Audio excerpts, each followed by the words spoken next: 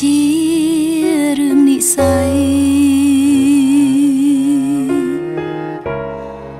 ជឿតែថាគ្រប់យ៉ាងនៅលើផែនដីគេរៀបចំរួចហើយអរគុណទ្វីបលោកស្រស់ស្អាតអាចនាំមនុស្សម្នាក់ពិតប្រាកដអោយក៏អរគុណបេះដូងត្រាំត្រែបង្កើតឲ្យមានថ្ងៃនេះ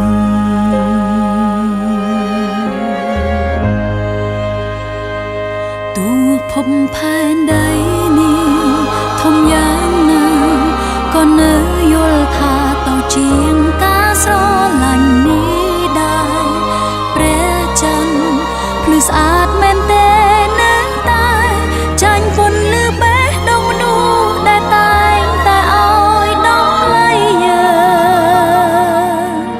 ស្រឡាញ់យើងអាចយល់ពីយើងហើយធ្វើឲ្យយើងសើចច្រើនជាងខ្ញុំ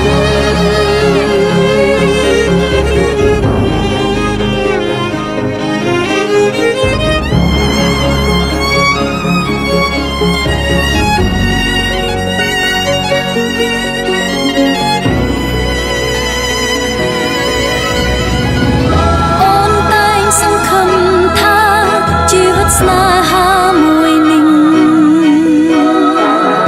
នឹងរឹតតែពីសេញថិតថេរជានិរន្តរ៍ហើយពិភពលោកមួយដែលអូនជ្រឹងដែលលើផ្លូវមួយជាមួយនឹងបងជាពិភពដ៏ស្រស់បំព្រងបំផុត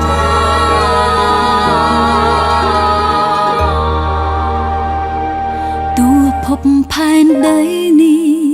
ធំយ៉ាងណាក៏នៅយល់ថាទៅជាងការស្រឡាញ់នេះដែរព្រះច័ន្ទភ្លឺស្អាតមែនទេនៅតែចាញ់ពន្លឺបេះដូងមនុស្សដែលតែងតែឲ្យដល់ផ្លៃយើងស្រឡាញ់យើងអាចយល់ពីយើងហើយធ្វើឲ្យយើងសើចច្រើនជាងយំលើលោកនេះអាចមានតែមនុស្សដែលស្រឡាញ់យើងពិត